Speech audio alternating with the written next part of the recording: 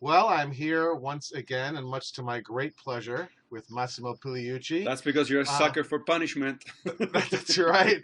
Although Massimo, this is a special episode because I gather that we are inaugurating a new channel for blogging heads, which is going to be called Meaning of Life TV. That's right. Yeah, and I guess it's a revival of a site that Robert Wright used to have, upon which such luminaries as Daniel Dennett once appeared. And so Hey, you and I are the next generation. It's like Star Trek. We're the next generation of Meaning of Life TV. we have something to look up for, So today, Massimo, we thought we would talk a little bit about ethics, in light of the new channel. right? Oh, I forgot to do introductions. So, Massimo, what? Yeah, who I are got we so anyway? excited. I got so excited. I forgot to do introductions. Massimo, why don't you introduce yourself and then I'll do the same. Okay, I'm Massimo Pigliucci. I am a professor of philosophy at the City College of New York. And I'm Dan Kaufman. I am a professor of philosophy at Missouri State University. So we decided that we were going to talk about morals today, about ethics, because in part because it's an issue that's come up a lot on your Scientia Salon webzine, despite the fact that it's a webzine devoted to the intersection of science and philosophy. The Right, question of morality comes up a lot. And also, we thought it would be make sense given the new focus of the new channel for blogging heads. right, Specifically, we were going to talk about the subject of moral realism and the various problems and questions that surround it.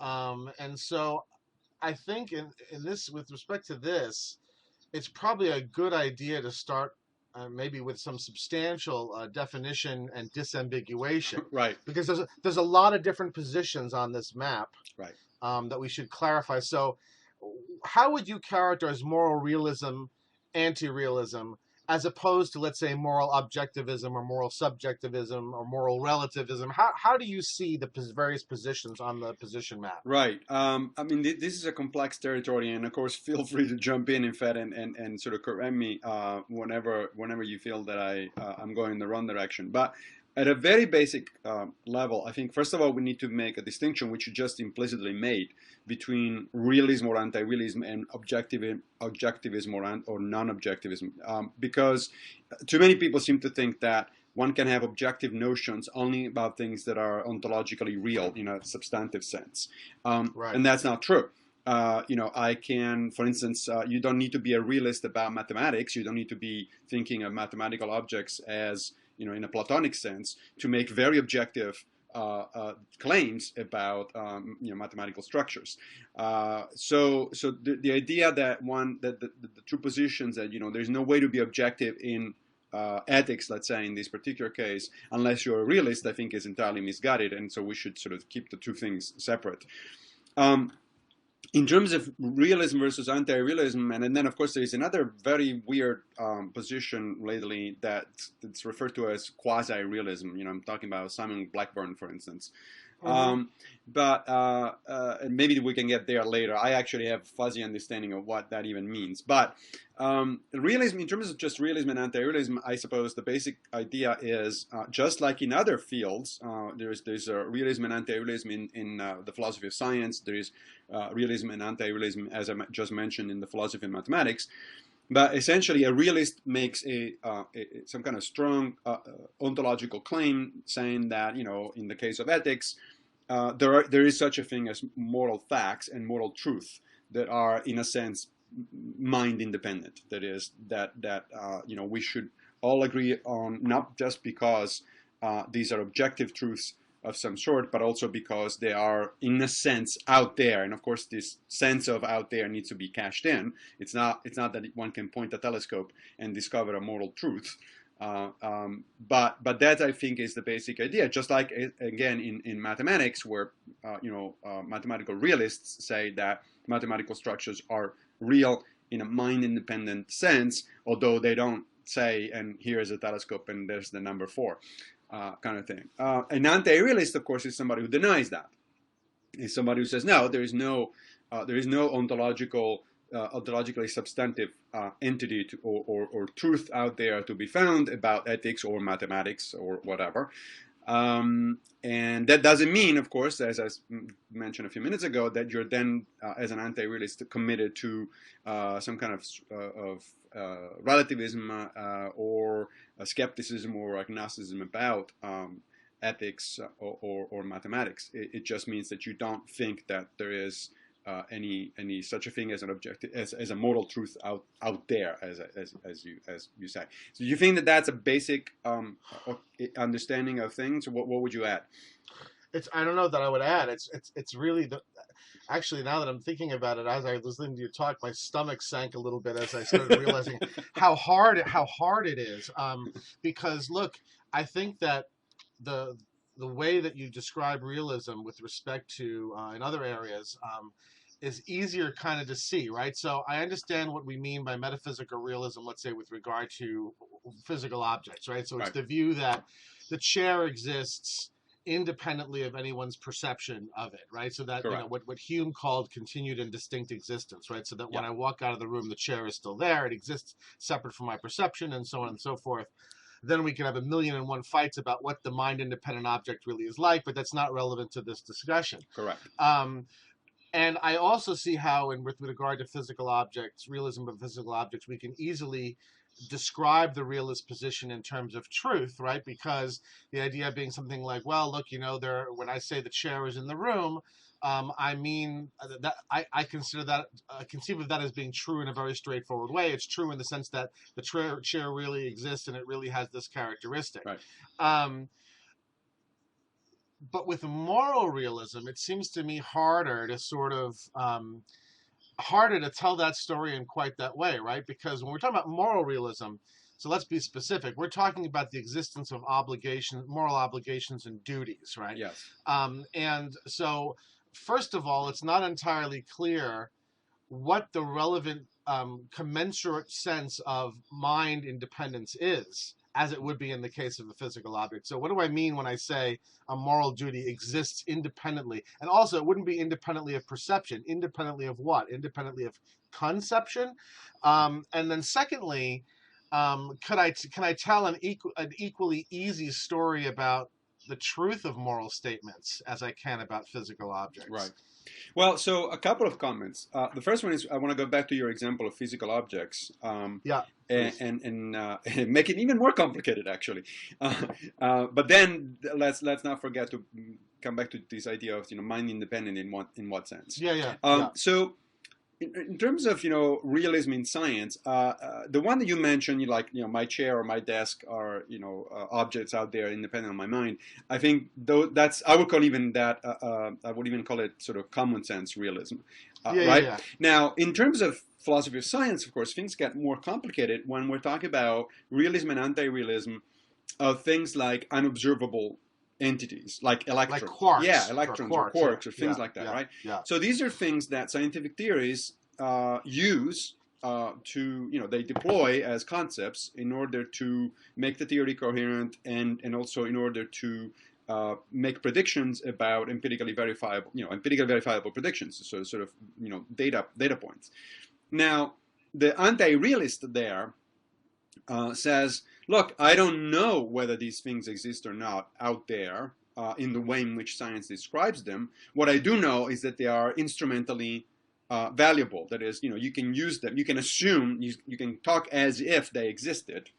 And you can get stuff out of it. You can get empirically testable predictions. The realist, on the other hand, would say, no, these things actually do exist. Electrons and quarks do exist in essentially pretty much the way in which science describes them.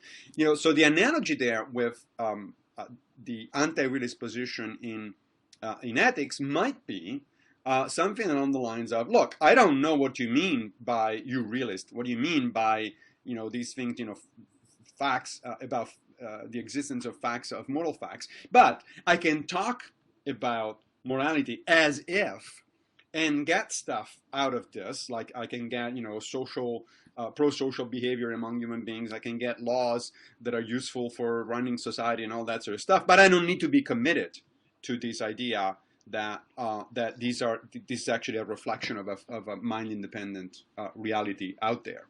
Does that make sense? Yes, but then I just want to ask you, what in what in what comparable sense can we talk about mind independent existing Yeah, duties right. No, as opposed to mind independent existing right. objects? That's what I find a bit obscure. Right. I don't think we actually can. I mean, I suspect at this point, if I were forced to pick between realism and anti-realism, I think I would be an anti-realist at this point. In ethics. In ethics, yes. Yeah, Okay, I do go believe on. that quarks actually exist. So I'm Yeah. actually a realist in science, and I'm an anti-realist in mathematics. If you just to cover all the bases. Okay. Although in that area I started out as really fascinated by mathematical Platonism, and then I sort of moved away from it. Anyway, later on maybe we're gonna get to the point that however, I do think that this may be just a misconceived or no particular useful way of thinking about the issue, that is putting it in terms of realism versus anti-realism. I think there are other ways of thinking about ethics, period. But if we're going to go back to the question of mind independence and all that, I suppose there's one easy answer, which is taken by some realists, although by all means not all, in fact, not even probably the majority of contemporary realist philosophers in ethics. And that is, well, what we mean by realism is that these facts, these things, moral truths are real in the mind of God. Right? I mean, Yeah. that's That, what a theologically inclined realist philosopher would say. yeah, yeah. That's actually where I was thinking. I was thinking, to be a moral realist and to mean it quite in the same way that you mean realism with respect to physical objects or scientific theoretical entities or numbers, etc., would either require some kind of theism, or would require you to have some kind of a Platonic view of moral obligation and duty, which is just sort of hard to imagine. Yeah, yeah, that's right. Um, It would require something that Mackey, I think, would call a queer kind of yeah, metaphysics, right? yeah, It's like yeah, a weird kind of like what do you mean? How yeah, do you cash out these ideas? I mean, in the case of God, I think it's actually surprisingly somewhat clearer at least, yeah, one might mean. But since I'm a secular person, I rejected the idea that we can invoke gods in order to solve metaphysical issues. Then I'm left with just scratching my head and say, well, what do you mean by yeah. physical, real moral truths out there? Yeah, just should mention for people that don't know, J.L. Mackie, who you mentioned, Yeah, is probably, would you say, one of the most famous moral anti-realists? yeah. And his book Ethics is considered a kind of a cornerstone of anti-realist thought and ethics. Let me just ask you one more thing while we're on this subject, this question of definitions. Do you think then that, given what we've just said about moral realism, and I think a lot of moral realists may be unhappy to discover that we've described moral realism as really only making any sense in a theistic context, since I think a lot of people would want to deny that. Yep. But do you think that maybe that's in part because when people think they're talking about moral realism, they're really talking about something else? They're really talking about moral objectivism? Well, in some cases, that certainly, I think that's a fair point to be made. I mean, I assume we want to obviously be charitable to actual professional philosophers working in these areas. So I assume that if somebody has spent their career defending moral realism in academic publications, that person probably does have a somewhat clear understanding of the distinction between realism and objectivism. But I do think that in a lot of conversations, sort of outside of academia, which is really what mostly concerns us here. I mean, we're not Yeah, trying to yeah. settle the issue academically. We're trying to figure No, out, no, no. why this is relevant to sort of the general public. Then I think in the broader area of the broader marketplace of ideas, so to speak, there often is this confusion between objectivism and realism, so that people do assume without further thought that in order to be objective about moral statements, you also have to be a realist, which, as I said, I reject for similar reasons to when I can reject that same claim in mathematics, for instance.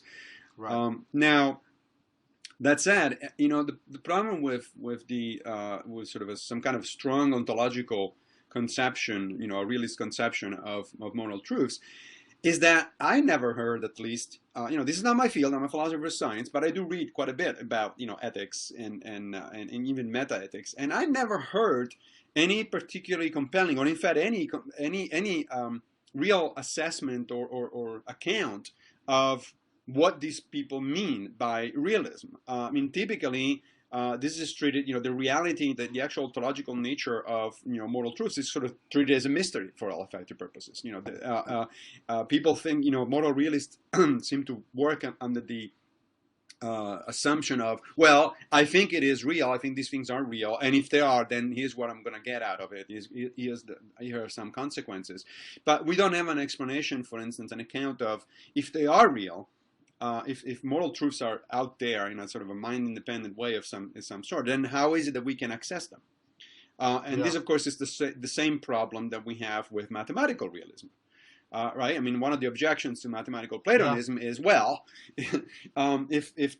you're sort of telling me that there is a sixth sense of some sort that we have, so that we can access these ideal realm of mathematical structures. But how does that work? And I never heard of any any account of how that works. That, of course, is not a problem for common sense realism and even scientific realism, because we know how we access empirical facts about the world. We have the five senses, which are augmented, or however they are, because there is a discussion about cognitive sciences about how many senses we actually have. But whatever, the standard senses, as well as, of course, the augmentation of those senses that comes out of using scientific instruments such as telescopes, microscopes, particle accelerators, and so on and so forth. So we have a pretty good understanding of where we get, how we can access empirical information about, physical objects out there. We do not have anything like that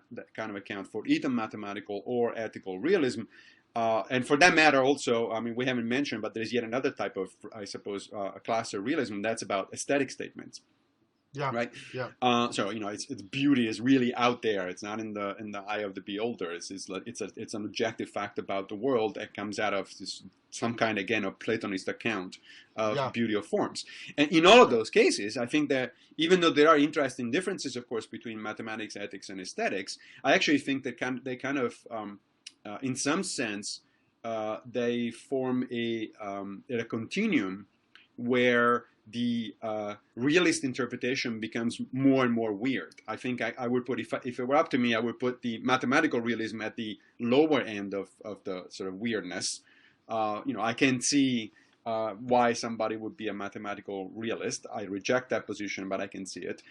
Then ethical realism seems a little more weird to me, and then aesthetic realism sounds really, really weird. I would have no idea even where to start, unless one were a full-fledged Platonist again, or where to fall back on sort of ideas of deity, both of which I reject as a modern philosopher. Yeah, I was going to say it's weird in a modern context. In the ancient context, obviously for Plato, the form of the good and the form of the beautiful. Sure. I mean, there's this intimate sort of relationship between these concepts, as well as relationship to mathematics. Right. And it's partially their aesthetic perfection that is the basis of their realism, right? That's right. Of their status, their ontological status. But of course, that sort of commits you to an entire sort of worldview that obviously in the modern era we don't hold. Right. We don't accept. Most of us don't. so let me ask. I mean, just because these are positions that lay people even are going to be familiar with. I mean, given.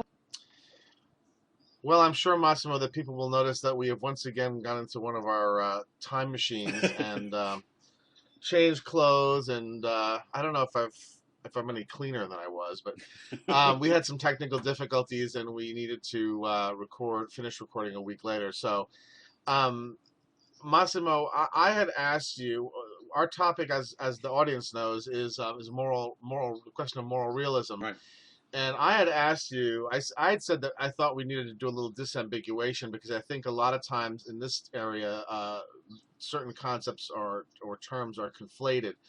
And so I'd asked you to sort of talk a little bit about what you think moral realism is, and then maybe sort of place some of the other positions that are out there on the map. Right.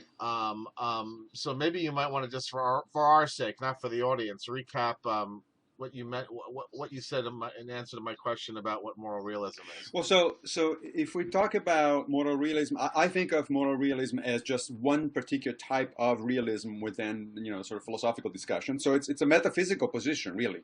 It is about the ontology of moral statements or moral truths.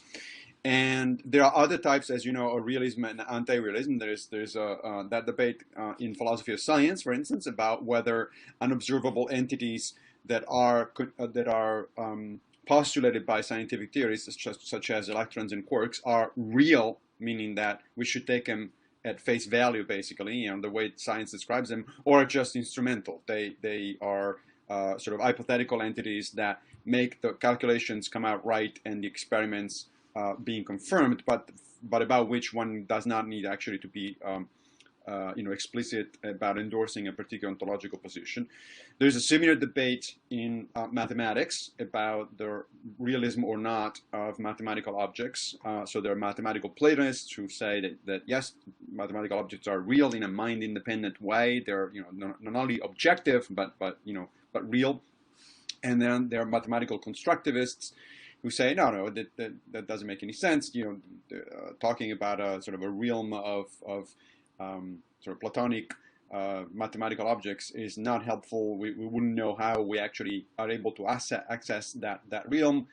So all we need to say is that mathematical objects are things that we construct, that we invent basically as we go along. But that doesn't mean that they don't have objective properties, because one of the things that we talked about in the first part of this dialogue was about the distinction between objectivity and realism. That is, one can be objective about things that are not ontologically real, right? One can, for instance, invent a new game. Let's say when people invented chess, clearly there's no. I would hope that very few people would argue that there is a ideal realm where chess is mind independent. Chess is a human invention, but once it has been invented and the rules are set down, then there are actually objective facts of the matter about how to play chess. There are objective facts of the matter about certain moves and the consequences of certain moves. So objectivism is different from realism.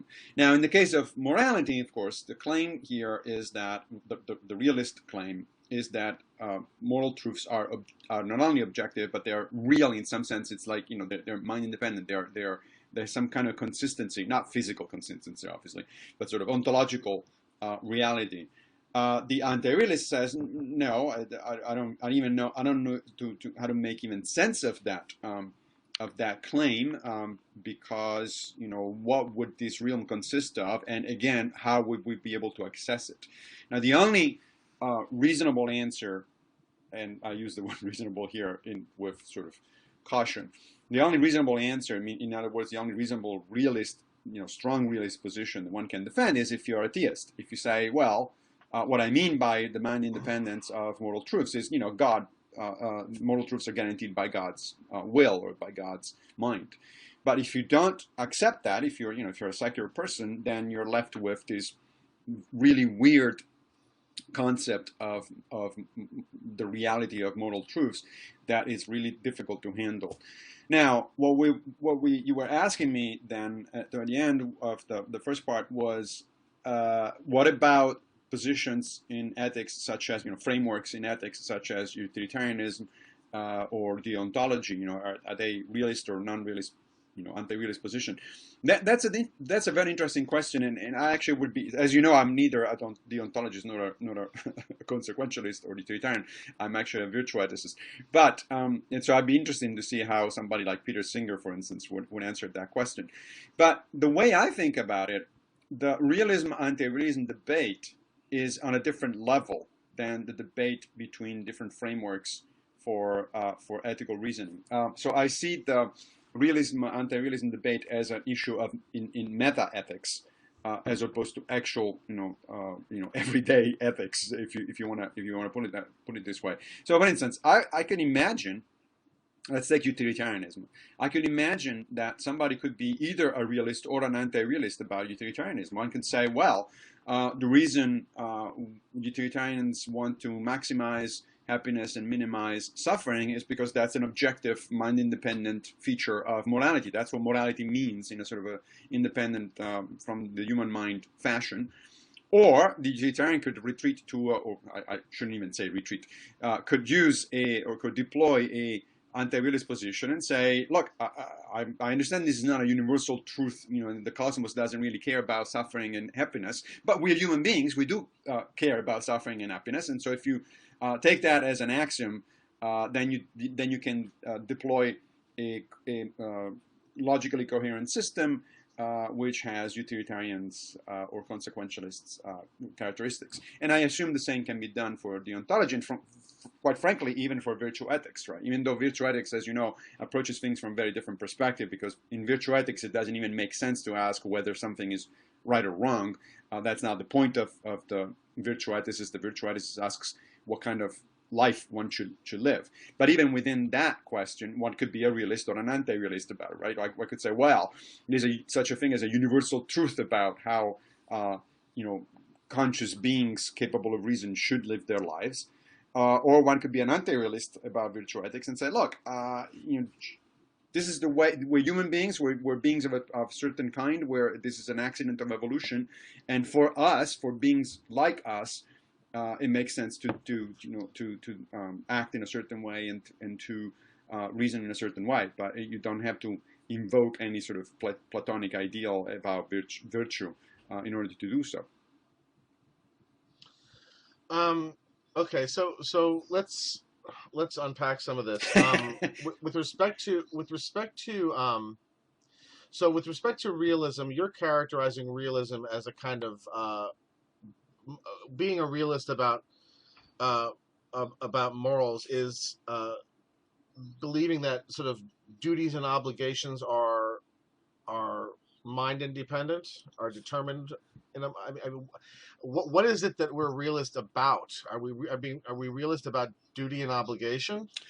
That's a very good question. I think that at a minimum level, the realist in ethics would have to say that there is a truth of the matter. There is a fact of the matter about whether a moral statement is true or not, right? So if I say, let's talk about actual situations. So if I say that going around randomly killing people is wrong, right? What do I mean by that? Well, for the moral realist will have to say that this statement is subject to truth conditions. It could be true or not true, if you want to use standard, bimodal logic, Aristotelian logic, or it could actually you could use a more complex, multimodal logic and say, well, there's degrees of truth to it, but nonetheless. Let's stick with the basics and say, so the realist is committed to the idea that that particular statement is true, as opposed to say a statement like, according to etiquette, you have to put your fork on the right and your knife on the left. It could be the other way around. I don't know. Right. So nobody presumably would say, or at least very few people would say, that the statement about etiquette is subject to truth truth values that are mind independent. They are universal. I mean, that it's clearly a cultural, a completely arbitrary cultural decision. If you live in a particular culture, then you're going to put the fork in here and the knife over there. If you live in a different culture, you're going to do it the right way around. If you even live in a third culture, people won't even know what a fork or a knife is, and they'll use chopsticks. So. Right.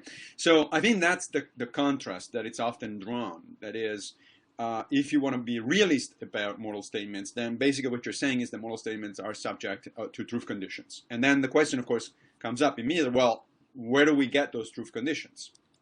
Right. I was going to say, it's not just that they have truth conditions. I mean, even as you described, a moral objectivist who's not a realist is going to say that these statements are true, are genuine propositions that are either true or false, right, and that have truth conditions. What distinguishes realism is how the truth conditions are cashed out, right? I suppose so. I mean, you could say, yeah, that's a good point. I mean, I suppose you could say that, and this is probably a simplification in I'm sure our friends that publish in meta-ethics will be horrified by this simplification, but I'm going to make it anyway. So following up on what you just said, so maybe one could say that a moral realist is committed to some kind of correspondence theory of truth. Just like not only the scientific realist is, but even the mathematical realist is. Platonists have to invoke some kind of correspondence theory of truth. That is, a mathematical statement is true because it corresponds to this ideal reality in the Platonic realm. Right now, on the other hand, the anti-realist could say, look, I can still use the word truth, but what I mean here, it's a different concept. It's something more along the lines of a coherent theory of truth. It's something like, if I start with certain axioms, either in mathematics or in ethics, then I can derive certain objective, properties of either mathematical or moral statements, and I'm going to use the word true for that, but by truth, that's what I mean. I don't mean that they correspond to something out there. I just mean that they follow logically from whatever axioms I'm going to start with. And of course, somebody can reasonably ask you, well, why are you starting with those axioms rather than others? And then we're going to have a discussion about that. Okay, so then going back to the question of utilitarianism and Kantianism. So I mean, I agree with you in the sense that they are not their positions that occupy in a sense a different conceptual space than realism and anti-realism, because they're not meta-ethical positions. Right.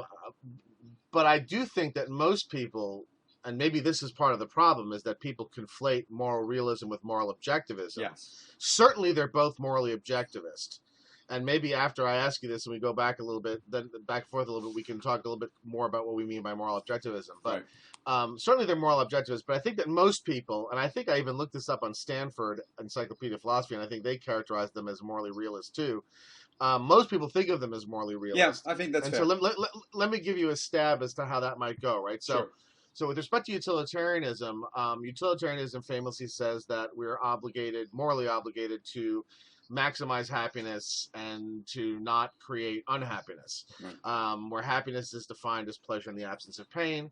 And that theory of obligation is based upon a prior theory of value that says that pleasure in the absence of pain is the only intrinsic good. Right. Now, Bentham, who is the originator of utilitarianism, argues that value theory is grounded in nature. In other words, right at the opening of his Principles of Morals and Legislation, the very first thing he says is that the reason why you should think that hedonism is true as a value theory is because pleasure, the pursuit of pleasure and the avoidance of pain, is a basic natural imperative. Right. Now, that would make the obligations grounded in something that, I don't know whether even the word mind independence would make sense, but certainly it would ground it in a reality that is neither the result of human decision or agreements. Right. So in that sense, would that count as realist in the sense that you mean? No, and I'm pretty sure that there can be very reasonable room for argument here, for discussion here. But no, it wouldn't count in the way I look at realism, and is the reason. What you just described sounds to me like a naturalistic theory, it is. Right? Yeah, it is. So it's going to ground eventually. It's going to say that morality at bottom, originates at least. It's not exhausted by, but it certainly originates from whatever human nature is. And human nature, of course, is a result of evolution, and therefore it is an accident in terms of, it's not guaranteed by any general laws of physics. It's just happened to be that way. It could have been different. If that's the case, and by the way, I actually tend to be a naturalist about ethics from that perspective. I actually do think that ethics originates as an instinct that we share with other social primates. It's just that then we go beyond. The reason I don't think, however, as you well know, that ethics is reducible to a science of some sort, or to straightforward biology, is because then we got culture on top of it, and then we got the necessity to sort of elaborate on ethical principles and ethical consequences by reason. So I think that just because ethics is grounded in a naturalistic framework, that doesn't mean that naturalistic framework exhausts ethical reasoning. Just like, by the way, I'm a naturalist about mathematics. I mean, I think that mathematics did originate with our curiosity and ability to count things and look at the shape of things and quantify stuff. But that doesn't mean that mathematical reasoning is then therefore exhausted at that level. So if you're talking about a naturalistic origin or a naturalistic grounding of ethics, I might agree, but I wouldn't call that realism in the same way that we would be discussing before. I mean, maybe we need a different term, and actually, I think naturalism is a good one for that particular approach. Yeah. Now, with respect to Kant, and I'm only mentioning these two because these are the two moral theories that most people are familiar with, and probably are the ones that dominate the landscape, even in the academic literature. Yes. So, with regard to Kantianism, the idea is that a moral obligation is that which a moral obligation is essentially those imperatives that one can rationally will of everyone. And it's probably too complicated and difficult to explain in this sort of medium, but the idea is sort of that basically obligations and duties are things that are distinctively discernible by reason. And because reason, while again not mind independent, it's also not something that is constructed or artificed, right? In the sense that is normally meant by construction and artifice and agreement and stuff like convention and stuff like that. I know that, for example, in the Middle Ages, they believed that natural law could be discerned by reason. Exactly. And so, in other words, the plan that God had put into the universe could be discerned by reason. That it's the Catholic notion of fides et ratio, right? Yes, exactly. And so, would Kant then not count as a realist? Because in a sense, what reason does is detect these timeless, mind-independent truths that if one is in a theistic framework actually can detect the sort of the structure of reality and of the universe. Would Kant then count as a moral if you put it that way, and Kant specifically, yes, it definitely would. And in fact, as you know, so Kant is the most prevalent contemporary modern example of deontology. But of course, deontological systems are very common among religions. The Ten Commandments, of course, is a deontological system. So in that sense, many, if not all, of the deontological systems are realists, because many of them actually invoke the existence of a God in order to justify the ontological status of the commandments. The commandments are ontologically real because God is ontologically real. Now, in the case of Kant, I think you're right that the way you sort of reconstructed the reasoning is exactly right, and therefore that would make Kant a realist. All I was saying is that one does not need to be committed to the idea that there is a moral law within, as Kant famously put it, that we discover by reason. One can simply say, look, I think it's a promising starting point if I build an ethical system based on the categorical imperative, right? Or one or the other of the two versions of the categorical imperative. So either you should only do things that you will could be universal, or you do things you treat other people always as a not only as a means to an end, but also as an end in themselves. Okay, I could say, well, either those two are the result of sort of rational introspection, and you discover these mysterious moral law within yourself. Or you can say, look, as it turns out, if you start with that axiom, with the categorical imperative, you can derive rationally a coherent system that actually seems to work very well for regulating human affairs. In which case, you've come up with an anti-realist version of Kantianism. I'm not saying that's what Kant was doing. Yeah, I think you're right that Kant definitely thought of this thing in realist terms, even though, of course, at the time the word wasn't around. To label this position.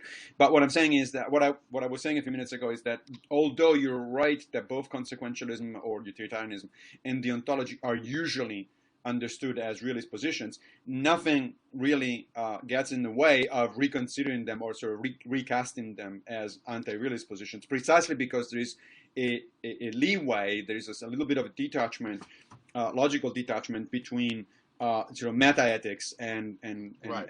ethical reasoning, everyday ethical reasoning. Right. So in other words, one could be a moral I don't even want to. Let's not say a moral anti-realist. Let's say not a moral realist. Okay.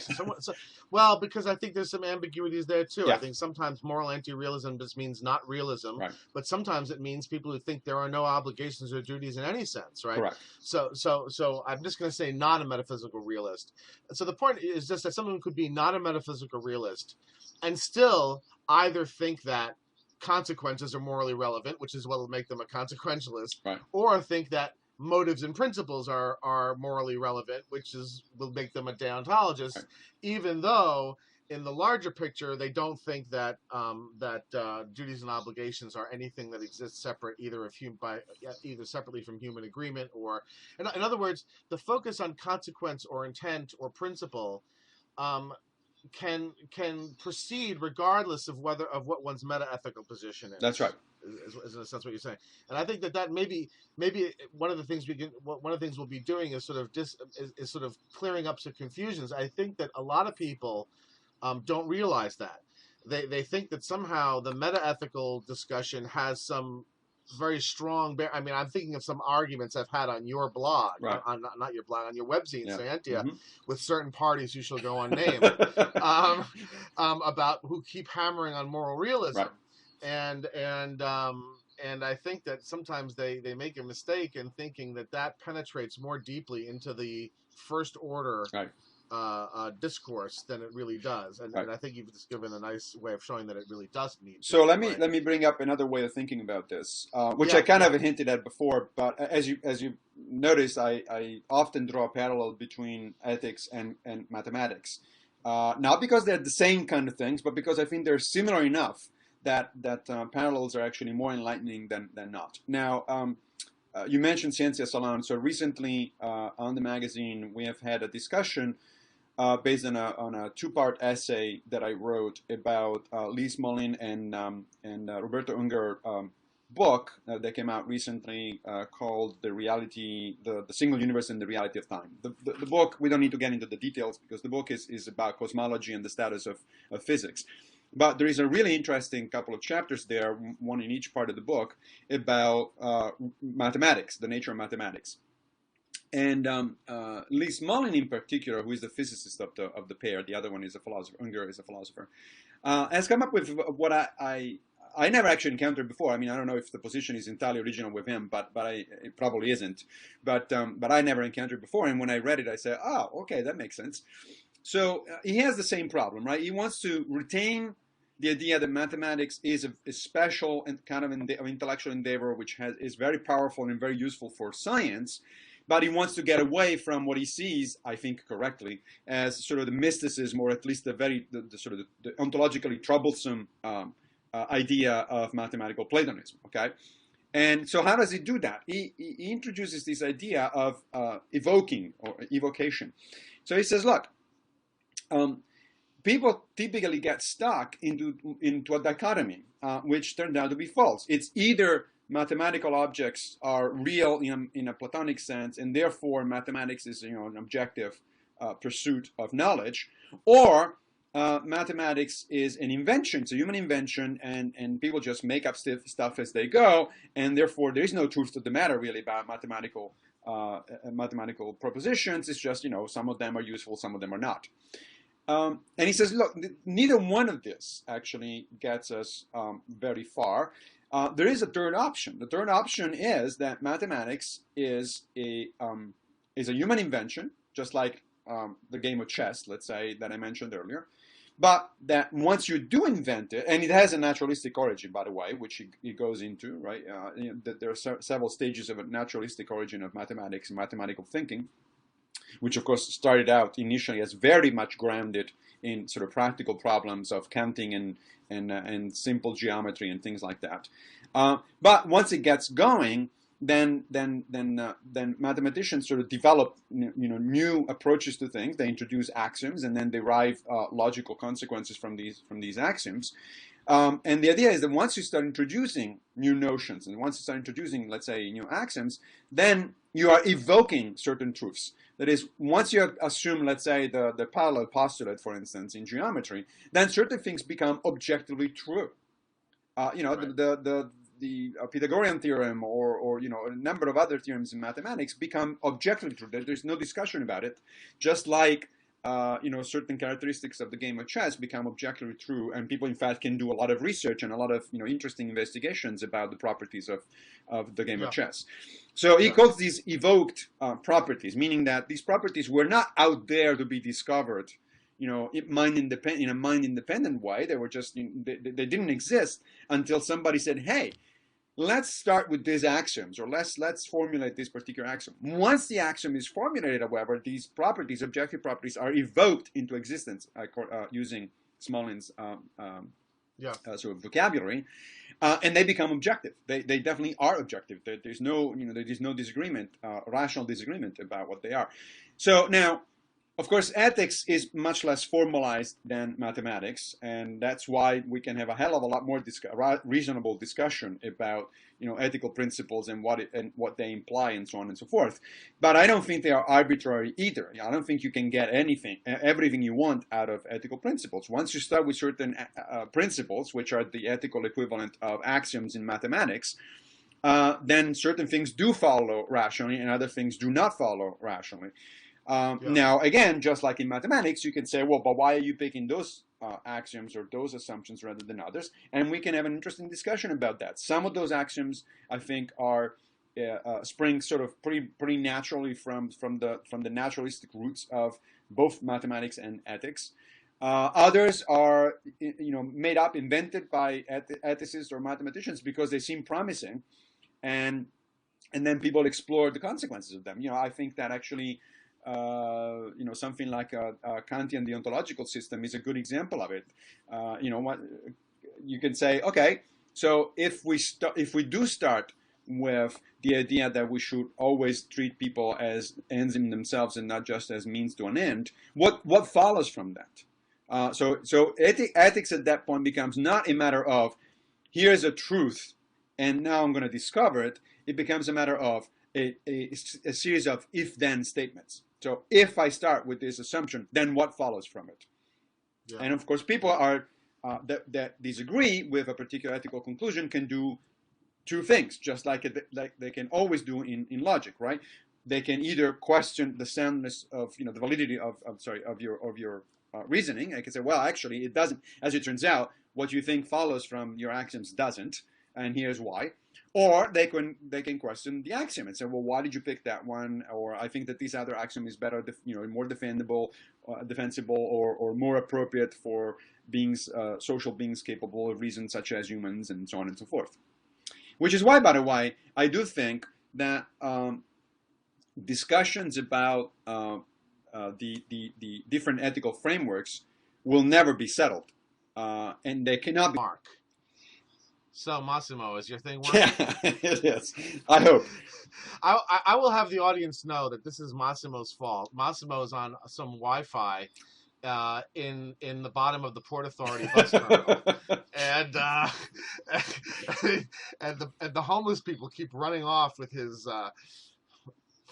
That's right. Equipment. I'm actually surprisingly in my office at the Graduate Center at CUNY, and boy, that's no different. Oh, yeah. I'm sorry. It's no different apparently from the Port Authority bus terminal. Anyway. Okay, Massimo, you were talking about why this comparison of mathematics and ethics, and why you think this shows that we're never going to come to a single ethical theory or resolve the dispute between utilitarians and Kantians and such. So why don't you just pick up from that? So if you think of ethics, again, as similar though not identical because to mathematics, because mathematics is much more formal and much more structured and all that. But if you think of it in that way, then you have to admit that logic by itself sort of has to underdetermine the choice of ethical frameworks. So that you can say look, utilitarianism may or may not work, may or may not be a good idea. We can have a discussion about this, or we can have a similar discussion about deontology, or a similar discussion about virtue ethics, or any of the other, ethical frameworks that are being proposed. For instance, ethics of care. But if you ask the question, well, which one is true? I mean, that question makes no sense. For the same reason that it doesn't make much sense to ask whether, let's say, Euclidean geometry or spherical geometry are true.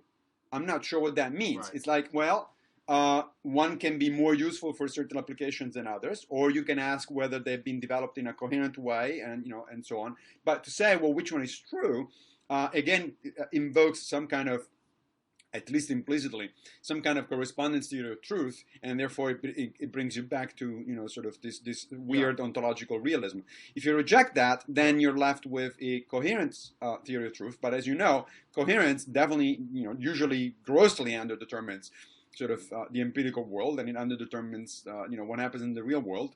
So you can say, well, I decide for whatever reason that I want to be a deontologist. I think that Kant's imperative, categorical imperative is a good idea, so I'm going to try to develop a system that is coherent with that. And nobody can say, well, you're wrong. They can say you're not coherent, or you're not deriving it well enough. Yeah. But you can't say they're wrong. Well, although you can sort of point out that there are any number of cases in which the Kantian theory would seem to give you the wrong answer, right? I mean, at least one that sort of violates our pre-theoretic moral intuitions. In which case you can say that what's happening there is that it doesn't work well, right? Yeah, so it's similar to, again, let me draw the analogy here with, so let's say, a mathematical model. Right. One of the things is, when I was a more active scientist before I turned full-time to philosophy, I was doing a little bit of, I was mostly an empirical scientist, but I was doing a little bit of modeling, of certain situations in ecology and evolutionary biology. And the first thing you realize about models is that they cannot possibly be wrong unless you wrote the code wrong. Right, right. Which is the equivalent in computer science of deriving irrational or illogical or incoherent consequences from your axioms. But if you wrote the code correctly, then the model cannot be wrong. What can be going wrong is that the model doesn't correspond well enough to reality. In other words, it doesn't work. It's not useful. But you can't say, well, the model is wrong, unless there is an actual mistake built into it. So right. Although in the case of ethics, if you're going to say that the model doesn't correspond well to reality, then that would seem to imply that there's a moral reality for it to correspond to, right? Which then sounds like moral realism again. But if you're putting that in terms of, that's a very good point. So let me be very clear about it, or as clear as I can get about it. Which is what I meant when, if you say, well, certain consequences from a Kantian system don't work. I don't mean that they don't work when they're compared to a sort of an ideal reality. I mean that they don't seem to, as you put it a minute ago, they seem to contradict what you call pre-theoretical ethical commitments, right? So in other words, they go against a naturalistic understanding of morality. And if that's the case, then of course we have to come up with, then we're faced with a choice. We either say, well, too bad for our naturalistic commitment, or too bad for our intuitions. And sometimes that actually is not a bad idea, right? Yeah. And in other cases, you could say, well, actually, no, this commits me to things that are really are unacceptable, and therefore too bad for the system that committed me to this solutions. Now, I can already hear the critics say, oh, but then that means, anything goes, and it's all arbitrary and all that. No. I don't think that anything goes. I think that if you do reject either your pre-theoretical commitments or your theoretical ones, then you still have to come up with reasons for it. I mean, it's like, so why do you think that particular theoretical, pre-theoretical commitment is so strong that it ought to be maintained, even though it seems to be incoherent with the rest of a system that you think works? And vice versa. If you say, well, I'm going to abandon the system that was working until now, but now I found the problem, you say, well, is the problem really that cogent to say that you want to abandon the system, or can you perhaps work on the system? And after all, modern Kantianism is not identical to the original version that we find in Kant's works, and modern utilitarianism is certainly not identical to the original works of Bentham or even Mill. Right? So that's what philosophers do. They find situations that are problematic, and they work around. They try to work around the system and sort of improve it. Chisel things a little bit. Yeah. Yeah, and even someone like, if you look at John Rawls's social contractarianism, not as a political theory, but as an ethic, which many people do. You can even say that there are people who are trying to create new frameworks that try to incorporate elements of these other frameworks that are somewhat mutually exclusive, yet satisfying in themselves, and yet never completely satisfying. And so, yeah, I entirely look in this sense. I think you and I probably get to the same place, maybe through slightly different routes. My general, I don't think any ontological questions go beyond frames of reference or conceptual frameworks. In that sense, I'm a metaphysical anti-realist, and sort of a la Nelson Goodman. And so, to me, there's no harm in saying that there are really duties, because I understand all ontological commitments as occurring within frameworks, and I don't think ontological questions can be asked outside of frameworks. And so, to me, to say that there's a duty is simply to say, given a certain set of assumptions and in a certain frame of reference, I'm going to ontologically commit to duties. But that's not saying anything metaphysically realist in the sense that is meant when people talk about realist ontologies. And so I think you and I wind up probably in the same place.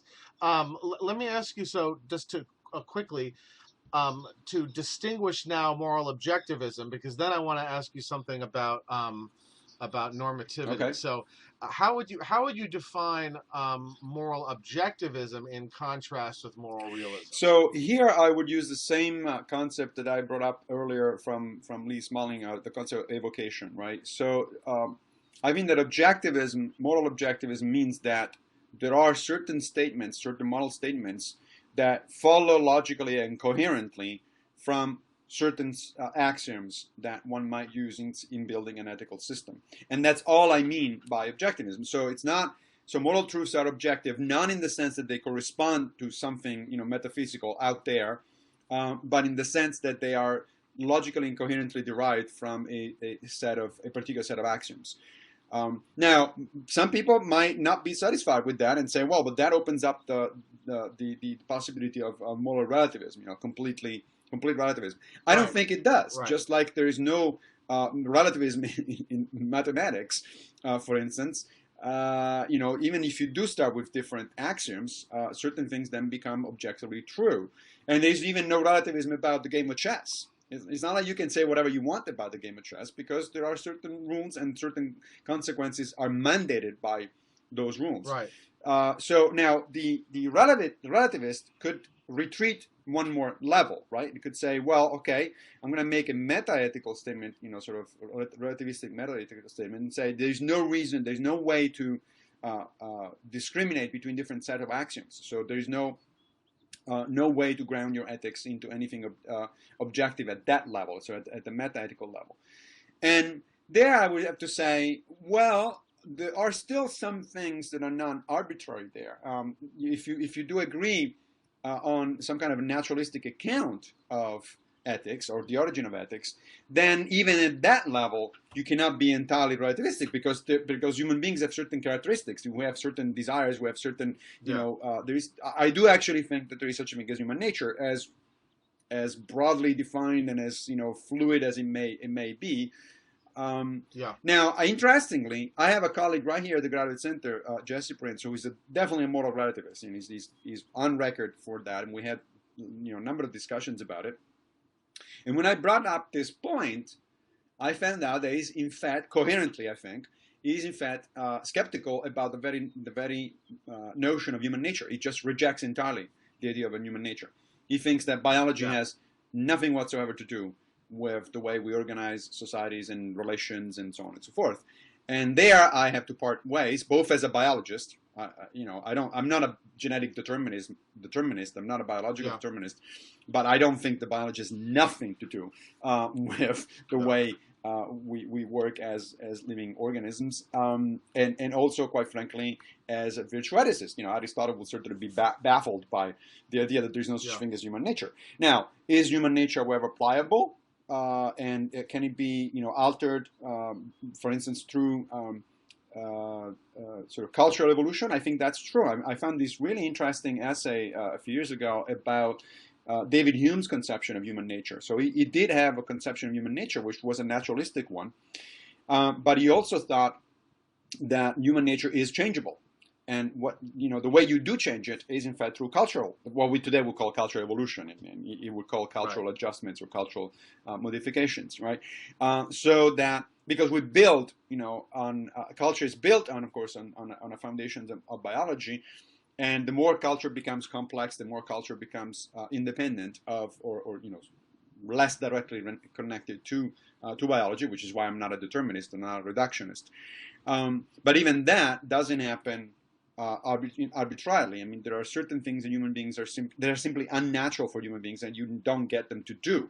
I mean, I think that, for instance, this is going to be a little bit of a simplification of a very complex issue, but I think that the reason why we never had and never will have either a Marxist utopia or a libertarian utopia is because those two doctrines, political philosophical doctrines, make unreasonable assumptions about human nature.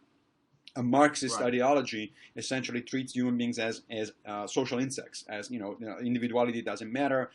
We are all in sort of this kind of B-type or N-type society, which is clearly not the case.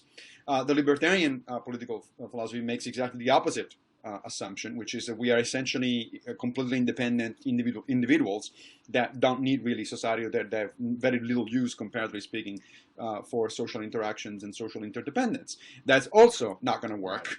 And those are both not going to work, and they're dead in the water, precisely because human nature is it's a complex mix of those two. We are individualistic to some extent, but we're also inherently and inextricably social to some extent. And that's why things like, as you know, there's been lots of discussions about whether fundamental social units such as the family, Aristotle famously thought of the family as a fundamental social unit, and he thought of it, he had a very interesting image of it. Aristotle thought of families as well as cities, polis, as social groups that are the purpose of which is to engender good living, right? So the idea is that when they function well, when they have their function, when they perform their function well, they allow people to have a good life, or the best life that is possible to have, given material constraints. Now, there's been a lot of discussion, of course, throughout the 20th century about whether this idea of a family structure or group structure of a particular type is not in fact simply a arbitrary one that can be done without, and people have explored different models of organizing groups, and by and large they've all failed, with some exceptions, with partial exceptions.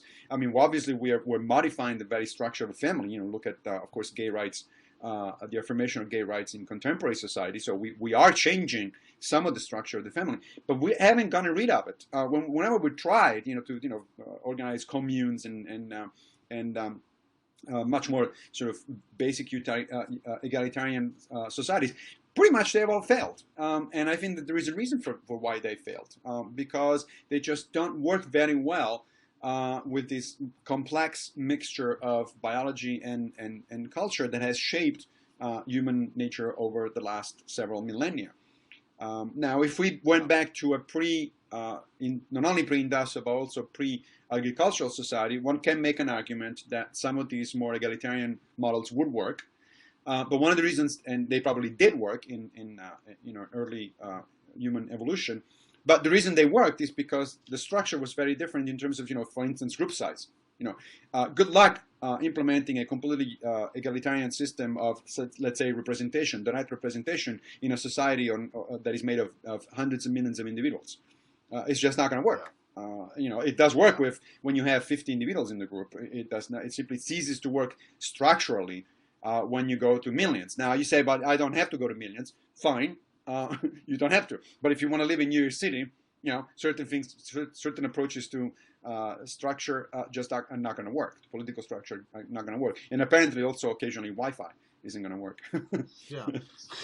So the reasons why these artificial sort of planned communities don't work is maybe in a sense the same reason. This is my inclination partly. It's the same reason why moral theories don't work, and that is that they focus on only one Yeah. element. When human beings are characterized by a complexity of elements, and I also think human beings are characterized by a complexity of elements which are oftentimes mutually Right. contradictory. And so you have the further problem is that the sort of the pre-theoretic template that you're trying to then systematize into a theory is itself not internally Right. consistent. And so the attempt on the parts of theories which have to be internally consistent that they're never going to adequately replicate or model something that is inherently inconsistent in the way Yeah. it operates. Well, But but that's I so. want to ask Sorry, you. before you go Yeah, ahead, go I ahead. think this is Go an ahead. excellent point that really bear sort of reiteration. It's like because this is a source of a lot of confusion among people. So yeah, you're absolutely right. Our pre-theoretical commitment, as we call them, which from a naturalistic perspective just come out eventually out of the kind of social being that humans are, and of course also from the result of cultural evolution and so on and so forth. But Yeah. so those pre-theoretical commitments, you're right, they're definitely not coherent. You wouldn't expect them to be logically coherent because they're the result of historical, both biological and cultural evolution. So there was no plan there, Yes.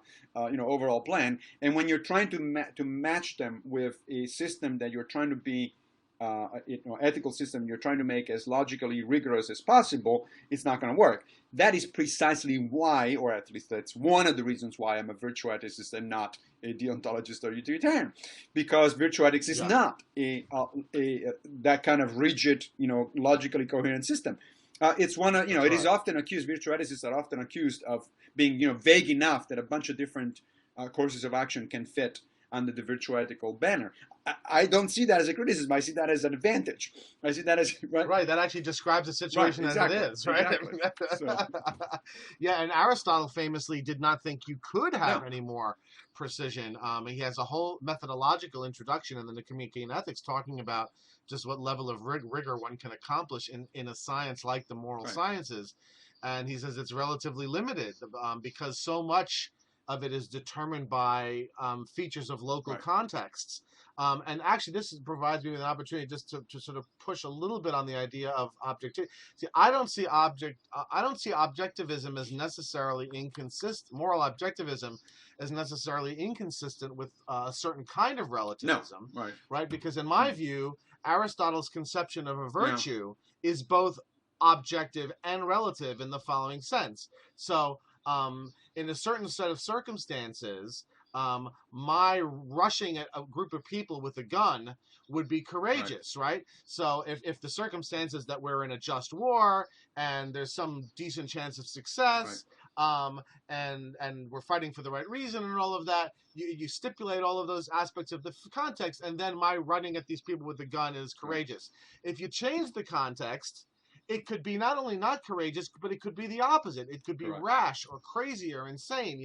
If the context isn't a war, but instead I'm 13 years old and it's my junior high school cafeteria, then it's not a courageous act, right?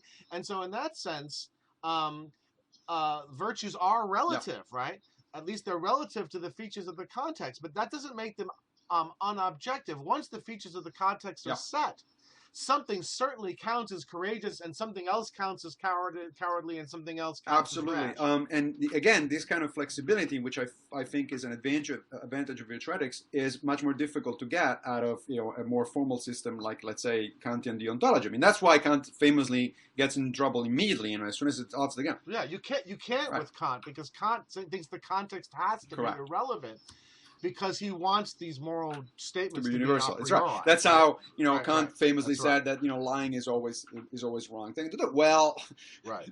there's a cottage industry of counterexamples that now even introductory philosophy students, undergraduate students can mention about. Well, but what about the Nazi that knocks at your door and asks you if you're hiding the Jew in the basement? Would you lie in that That's setting? right. That's right. Yeah, of course I would. Right. So, but to be fair to Kant himself, however, is responding to a different set of intuitions, and that is, for example, that the idea that one of the things that distinguishes moral obligations from other kinds of obligations we operate under is that moral obligations have a much wider scope, have a maximal scope. They apply to all rational beings as opposed to just members of a certain club or members of a certain tribe or whatever. And so, in other words, I think that the larger point is that, that you were saying before is that, each of these has a piece of the truth because each of these theories is focusing on one aspect of our pre-theoretical sense of moral intuitions, but when you put them all together, they're incoherent. And so I agree with you that of all these theories, Aristotle's is the best because it doesn't even try to give a single account that focuses on one feature or a small handful of features. So let me ask you now, with an eye on time. Let me ask you now. It seems to me that the reason why people want to be moral realists is because they're worried about normativity, right? And so it seems to me that the idea is something like this. So when we talk about a statement being normative, we mean that it implies an ought, right? And therefore, because it applies an ought, it has a certain force, right? It has a certain force on the person to whom it's directed. And I think that the reason why people insist on being moral realists, and I've heard this from the theistic side, I mean, this is one of William Lane Craig's favorite arguments, is that without God and thus a morally realist framework behind it, there aren't any objective moral truths. I think this is why it's important to disambiguate moral realism from moral objectivism, because I suspect what you're going to say is that we can get this normativity out of objectivism. You don't need the moral realism to get the normativity. Is that what you're going to say, that moral objectivism is sufficient? Absolutely, you read my mind. Yes, so again, going back to our analogy with chess, right? We get objectivity out of the rules of chess. And if we agree on the rules, there are certain statements that objectively and absolutely follow, and there's really very little room for discussion. Now, that said, it sounds to me like Craig hasn't read, well, I'm sure he's read it, but he hasn't thought about Euthyphro's dilemma, because that idea that gods are guarantors of moral realism, it's actually, in my mind, has been dead in the waters for 2,400 years because of Plato. But, that's a different discussion.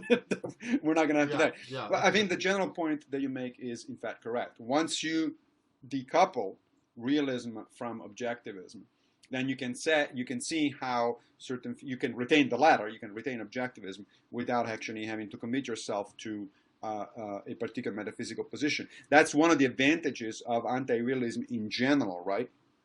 That is that it reduces the metaphysical baggage.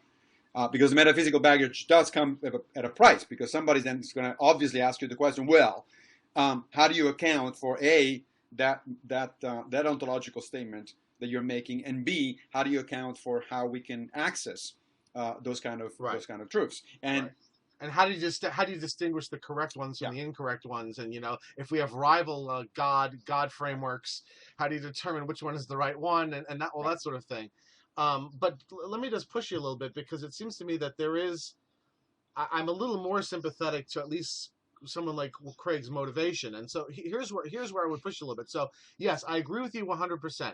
Once we accept the framework of chess, there are things you ought to do and things you ought not to do. I want to keep the language of obligation here, right?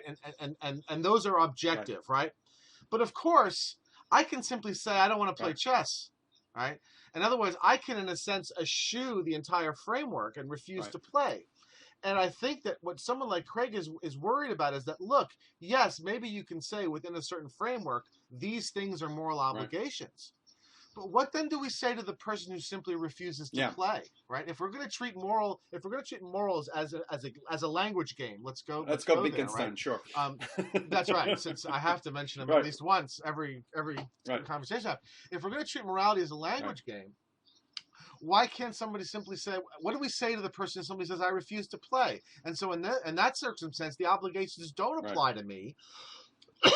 Because I'm not playing. I'm not within the framework. So there's two answers to that, I think. One is the flippant one, so I'm going to give you that one first.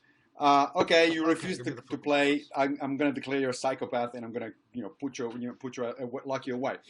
In other words, society is about certain rules that we agree on or that we constantly negotiate, right? I mean, you can make the same argument for Right. law, for instance, right? You could say, well, I didn't Right. sign up on all these laws that people are putting on the books, and therefore I consider myself outside, and I'm not going to follow them. And some people actually in the United States, for instance, do make their reasoning, deploy their let's call it reasoning. As far as, for instance, paying or not paying taxes concerned, right? Their interpretation of the law is that the Constitution, that taxing people is unconstitutional. So regardless of what the Supreme Court says, they're not going to pay taxes. What does the federal government do? They go after them. Right, they go after them. Yeah. So that's the flippant, answer, which actually I think has some truth, some level of truth in there. It's true, but notice it's not a No, moral answer. In other words, the reason why I ought to play the moral game is not itself a moral reason, right? In other words, if the moral obligation is defined within the frame of the game, then you can't say I'm morally obligated to play the game.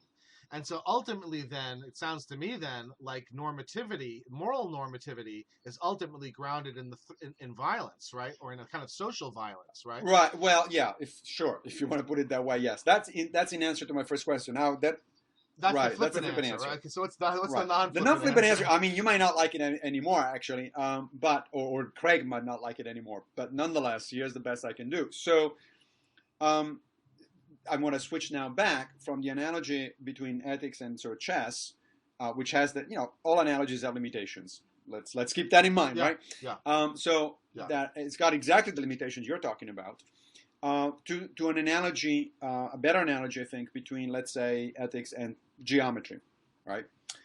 Okay. Again, keeping in mind, of course, that it is only an analogy and therefore it has its own limitations. So, in the case of geometry, let's say that we say, well, we're gonna use Euclidean geometry to navigate local space here on Earth, and we're gonna switch to spherical geometry if we're gonna navigate throughout the solar system. Now, you can say, well, those are arbitrary. There's an infinite number of geometries out there, and I refuse to play those two particular games. I'm going to come up and, with a, hyper-geometrical, theory, whatever, and I'm going to play that game. I can say, well, yeah, but if you're playing that game, that other game that you just invented, it's just not going to work very well, because on Earth, as it turns out, even though there is an infinite number of geometrical systems you could actually use, for most practical purposes, Euclidean geometry works very well, and therefore, on pragmatic grounds, you really are better off using that one. But if you switch to interplanetary travel, then Euclidean geometry, for equally objective reasons, does not work very well, and so you need to switch to spherical geometry. So what that means is that essentially you're coming up with a naturalistic constraint. I don't want to say grounding necessarily, because that sounds like a little too one-to-one relationship. But I do think that there are naturalistic constraints. I mean, as we were talking earlier about human nature as a naturalistic constraint, right?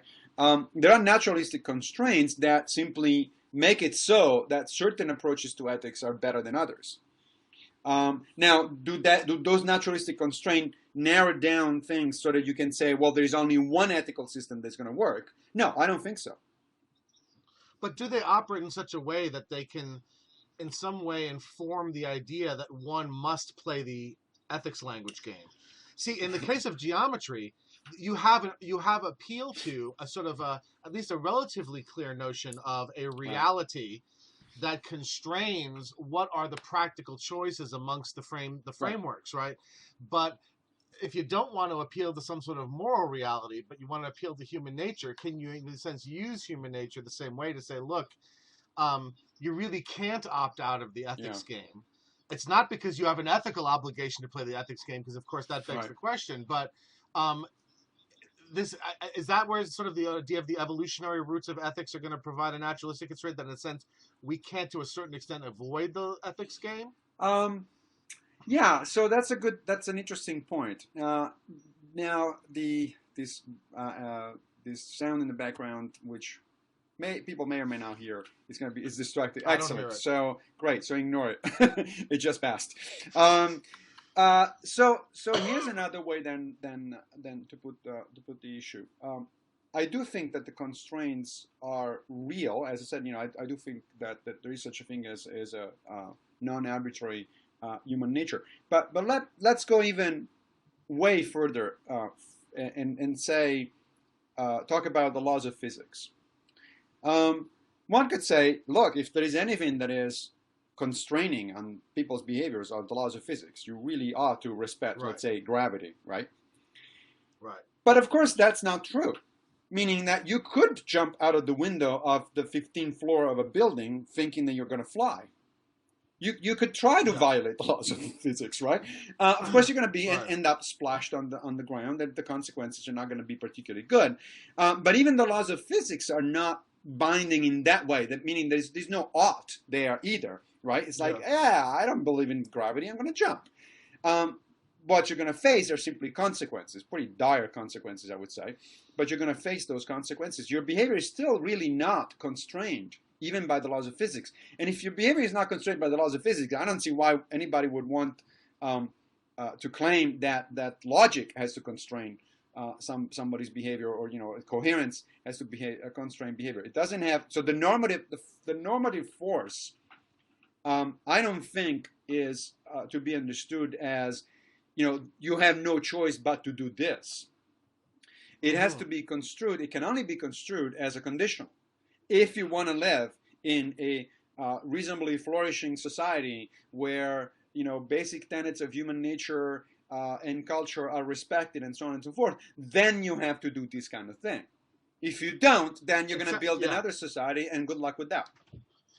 It sounds to me then that you are saying to a certain extent that the evolved social reality of human nature does create a kind of constraint like the laws of gravity and physics, that in a sense they don't really compel you to play the ethics game or the physics game, the gravity game, but they do in a sense make the consequences of not playing it intolerable, right? I mean, they make the and I actually think this is really important, because I think one of the things that people don't think about enough in ethics, people use the word normative all the time, and people say that ethical obligations have normal force, they're more normative force, that they're overriding of other considerations.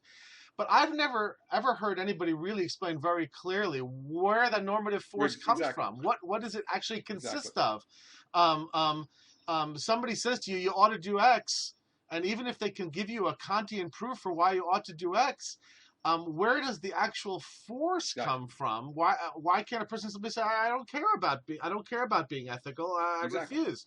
And I think that part of the mistake that people like Craig make is that I think they think that somehow the force is self-contained within the obligation. And if you simply show that the obligation is based in a reality, that the force, the efficacy of the normative of the moral claim is just sort of automatic, and I think in that sense they're looking for something that there is never going to be. The normative force ultimately always is some sort of practical sanction. Correct, and in fact, it always lies. That's right, and in fact, even Craig, who thinks that he can find it in God, that's why I mentioned Euthyphro's dilemma before, right? I mean, that he's going to impale himself on one of the two horns of the dilemma, because if we're going to say that the normativity comes out of the will of God, you're still saying, for all effective purposes, that it comes out of violence or the threat of violence. You're saying, well, I'm doing this thing because otherwise I'm going to go to hell. All right. If that's not violence, I don't know what is. In fact, in some sense, that's the ultimate violent threat, right? Eternal punishment. So even Craig does not get out of it, and he cannot get out of it. There's just no logical way to get out of it. So to me, I always interpret, ought statements in terms of conditionals. If it's hypothetical imperatives, as Kant called them. Exactly. If you want to live in this kind of society, if you want to flourish as a human being, etc., etc., then this seems like a reasonable course of action. If you don't care, go ahead. Go on a deserted island and do whatever the hell you want. But we don't want you in this society. Right. And so the sort of the ground level moral statements may have, at least superficially, the form of a categorical Right. imperative, right? We don't say you ought not murder somebody unless you don't care about going to Right. jail. But ultimately, the force that the obligation has, the force that the moral obligation statement carries, is ultimately due to a hypothetical imperative that if you want to sort of, as you said, participate in be a social animal and live with other people and be, then you'd better play the ethical language game, which includes doing things like obeying these superficially categorical statements like don't Exactly. murder and don't and Exactly. right, If you right, want to right. be a member of a particular club, then you better play by the rules of the club. Yeah, yeah, yeah. And so I guess the idea is that, well, normativity is ultimately what motivates the desire for moral Yes. realism.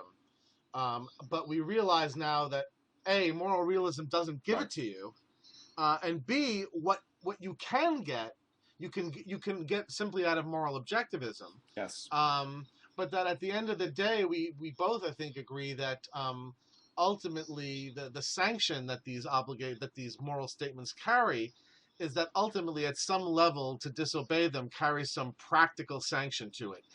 There's nothing inherently forceful about these sorts of statements, as I think people like Craig and maybe Yes. other robust moral realists think That's that right. there are. That's right. Right? That's exactly right. Yeah, yeah. Yeah. Okay. Well, I think we did a good job with this, despite the fact that we had a lot of interruptions, and I'm hoping the Blogging Heads people can splice it together in a way that Makes the sense. That's audience can right. follow. Really makes sense.